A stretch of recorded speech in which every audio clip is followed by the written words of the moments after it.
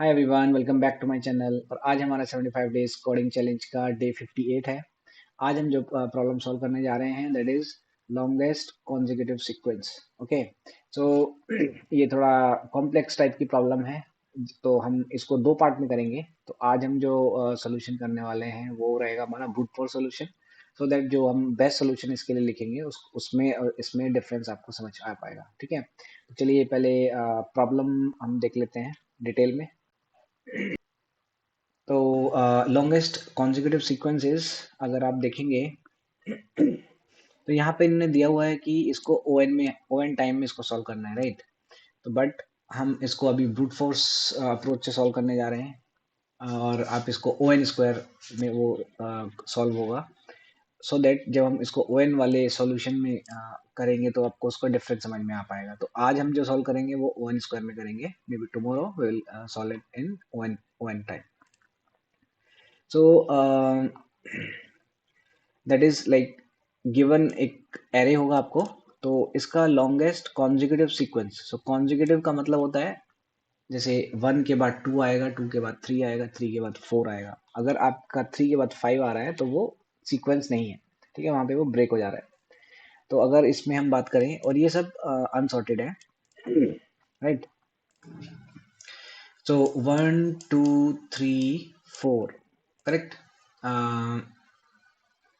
या सो इसमें क्या रहेगा, the longest consecutive element sequence is one two three four. So इसका लेंथ रहेगा फोर। तो हमें जो आउटपुट रिटर्न करना है उस कॉन्जिक्यूटिव सीक्वेंस का हमें लेंथ का आउटपुट रिटर्न करना है। ओके, सो अब इसमें आपका अगर आप देखोगे तो यहाँ रहेगा zero, one, two, three, four, five, six, seven भी है और एट भी है, ठीक है। तो इसमें वो इसका आउटपुट आएगा नाइन।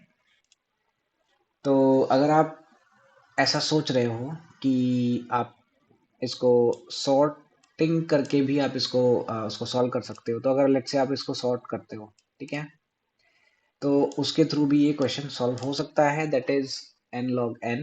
बट वो बहुत ही नॉर्मल टाइप का सॉल्यूशन हो जाएगा। आप सिर्फ क्या करोगे कि आपने इसको सॉर्ट कर दिया और आप हर एक एलिमेंट का प्लस प्लस चेक करते जा रहे हो। अगर वहां पे नहीं मिलता है तो आप मतलब जहां पे भी आपका ब्रेक होता है वहीं से आप उसका रिटर्न कर सकते हो, सीक्वेंस रिटर्न कर सकते हो, राइट।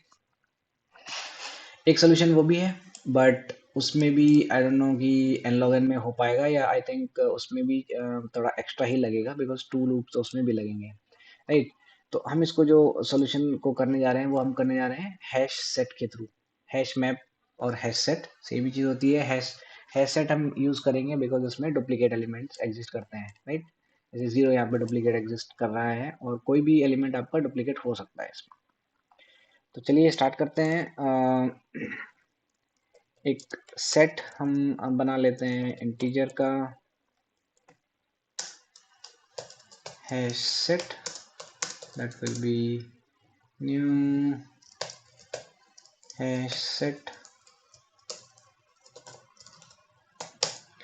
और जितने भी एलिमेंट हैं हमारे एरे के वो सब इसके अंदर पुट कर दीजिए। I is equal to zero, i is less than nums dot length, और आपका जो भी हैश सेट है हमारे पास उसमें ऐड कर दीजिए सारे एलिमेंट्स नम्स आई। तो इसमें होता क्या है, सेट में जो भी डुप्लीकेट एलिमेंट आएगा वो इसमें नहीं जाएगा, ठीक है। अब आपको क्या करना है, दोबारा से एक लूप चलाते हैं, सेम कंडीशन रहेगी, ठीक है। इसमें हम क्या करेंगे, एक करंट एलिमेंट निकाल लेंगे, current element that will be like nums of I, correct. और एक कॉन्जिक्यूटिव काउंट निकाल लेंगे इसमें हम, कॉन्जिक्यूटिव जो हमें रिटर्न करना है, राइट। कॉन्जिक्यूटिव काउंट ही रिटर्न करना है हमें। तो अगर हमने फर्स्ट एलिमेंट निकाल लिया तो उसका कॉन्जिक्यूटिव काउंट कितना हो जाएगा, वन हो जाएगा। उसको इनिशियलाइज कर दिया हमने वन से। अब हम इसमें चेक करेंगे कि इफ जो भी एलिमेंट हमें मिला, ठीक है, कॉन्जिक्यूटिव सॉरी करंट एलिमेंट जो अगर मिला है हमें, वो हम चेक करेंगे वो हैश सेट में कॉन्जिक्यूटिव एलिमेंट -1 अगर आपके हैश सेट में एग्जिस्ट कर नहीं करता है, ठीक है, तो हम उसको आगे प्रोसीड करेंगे। इस तरह से हम इसको लिखेंगे, hash set dot contains, right. और आपका जो एलिमेंट मिला है, कौन सा मिला है एलिमेंट, करंट एलिमेंट मिला है, अगर वो उसमें -1 उसमें कंटेन्स नहीं करता है, तभी हम इस कंडीशन को आगे फॉलो करेंगे। हम ऐसा क्यों कर रहे हैं, बिकॉज जैसे आपका कोई भी एलिमेंट है, अगर उससे पहले का एलिमेंट एग्जिस्ट नहीं करता है, तो वो इसका मतलब सीक्वेंस अभी स्टार्ट नहीं हुआ है, राइट। आपका मान लिया 4 के बाद 4 के बाद आपका 6 आ गया, तो 6 - 1 आपका कंटेन्स नहीं करता है, तो 6 के बाद लेट्स से कंटिन्यूअस है वो 6 7 8 9, तो वो वाला कॉन्जिक्यूटिव सीक्वेंस बन जाएगी, राइट। 1 1 3 4 है, उसके बाद आपका क्या है 6 7 8 9 10, तो जो कॉन्जिक्यूटिव सीक्वेंस आएगी वो कौन सी आएगी, 6 7 8 9 10 आएगी। तो उसके -1 का एलिमेंट एग्जिस्ट नहीं करता है, तो वहां से हम उसका स्टार्ट करेंगे जहां से -1 एग्जिस्ट नहीं करता है, ठीक है। तो इसलिए इसको ये कंडीशन हमें लगाना पड़ा।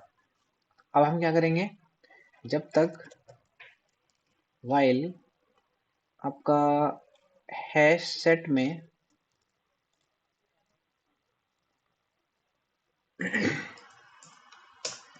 +1, बिकॉज कॉन्जिक्यूटिव है, तो कॉन्जिक्यूटिव में करंट एलिमेंट में अगर +1 करेंगे तो तभी वो कॉन्जिक्यूटिव बनेगा, राइट। तो hash set contains current element +1, तो आप क्या करोगे, उसको कंटिन्यूस करते रहोगे, कॉन्जिक्यूटिव काउंट आप उसका इंक्रीज कर दोगे, राइट, +1 कर दोगे, और आपका जो करंट एलिमेंट है वो भी +1 हो जाएगा, बिकॉज +1 क्यों हो जाएगा, बिकॉज कॉन्जिक्यूटिव है, तो उसमें हमें सोचने की जरूरत ही नहीं है कि +1 होगा +2 होगा, जो भी एलिमेंट होगा, राइट। करंट एलिमेंट में +1 करेंगे, वो आपका कॉन्जिक्यूटिव सॉरी करंट एलिमेंट भी इंक्रीज हो जाएगा। अब इस कंडीशन से बाहर आने के बाद, तो लेट्स से एक आपने सीक्वेंस फाइंड आउट कर ली 1 2 3 4, राइट, इस ये वाला केस लेते हैं, तो उसके बाद क्या आता है 200 and then sorry 100 and then 200, तो अब एक सीक्वेंस यहाँ पे खत्म हो जाएगी, उसके बाद दूसरी हो सकता है सेकेंड से स्टार्ट हो रही हो, तो फिर यहाँ पे आई की वैल्यू इंक्रीज होगी और सेम चीज आगे के लिए परफॉर्म होगी, फिर आई की वैल्यू 2 होगी, उसके बाद सेम चीज आगे के लिए परफॉर्म होगी। तो एक सीक्वेंस चेक हो गई यहाँ पे, और एक सीक्वेंस चेक हो गई, तो उसका कॉन्जिक्यूटिव काउंट कुछ निकल के आया होगा, राइट।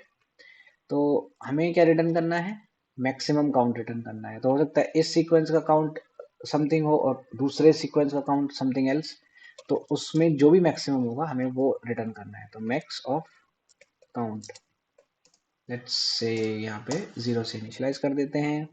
इस कंडीशन के बाहर वो फिनिश हो जाता है, एक सीक्वेंस फिनिश हो जाता है, राइट। तो मैक्स काउंट की वैल्यू क्या हो जाएगी, जो भी आपके कॉन्जिक्यूटिव काउंट की वैल्यू है, मैथ डॉट मैक्स आपका कॉन्जिक्यूटिव काउंट और मैक्स काउंट, दोनों में से जो भी मैक्सिमम होगा, राइट, उसको आप रिटर्न कर दोगे। तो लूप के बाहर आने के बाद आप मैक्स काउंट को रिटर्न कर दोगे। Okay, so I think this is done, तो स्टार्ट रन करके देखते हैं। मैथ डॉट मैक्स, ओके, क्या कह रहे हैं, एक्सपेक्टेड, ओह सॉरी असाइन नहीं किया, right.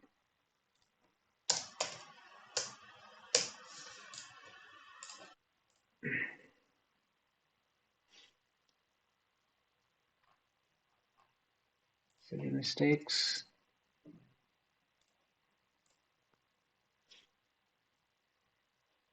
Accepted. Let's submit this. तो एक तरह से आप देखोगे ये ब्रूट फोर्स अप्रोच है, राइट। और आप इसका रन टाइम देख के ही आप समझ सकते हो कि जो हमारा सोल्यूशन है वो इतना अच्छा नहीं है, बट तभी भी हम इसको क्यों सॉल्व कर रहे हैं, बिकॉज उससे एक आपको अंडरस्टैंडिंग बनेगी कि why we are solving this problem with this approach, because इसमें देखिए रन टाइम क्या आया है, और आएगा ही बिकॉज इसमें एन स्क्वायर बन रहा है, एक लूप इसके यहाँ पे बन रहा है, और एक फिर हम एक पर्टिकुलर सीक्वेंस, हालांकि प्रॉपर एन स्क्वायर नहीं है, बट इट इज लाइक अगर आप थियोरेटिकली देखोगे तो ओ एन स्क्वायर ही बोला जाएगा उसको, राइट? तो 1080 मिली सेकेंड्स आप इसमें लगा है, और ये एक बैड सोल्यूशन है we can say, but question solve हो गया है, सारे टेस्ट केस पास हो गए हैं, बट इसका परफॉर्मेंस बहुत ही स्लो है because we had to solve in O N. So अब जो नेक्स्ट सोल्यूशन आएगा वो हम इसका ओ एन में करेंगे। सेकेंड सोल्यूशन आपका वो भी है जो कि आप इसको एरे को सॉर्ट कर लीजिए, फिर उसके बाद ये सेम अप्रोच लगा सकते हैं मैक्सिमम की, राइट? कि कौन सी सीक्वेंस अगर +1 होते जा रहा है तो +1 करके देख सकते हैं, और उसके बाद आप आगे प्रोसीड कर सकते हैं। लेकिन हम दूसरा सोल्यूशन वो ट्राई नहीं करेंगे, that is just I am telling theoretically, वो भी आप कर सकते हैं, बट उसकी परफॉर्मेंस इतनी बेटर नहीं है। और जो नेक्स्ट सोल्यूशन हम करेंगे वो हम ओ एन में करेंगे, ऑलराइट? बट आज के लिए इतना ही। अगर आप लोगों को ये वीडियो अच्छा लगा हो तो please like share and subscribe the channel. Thank you.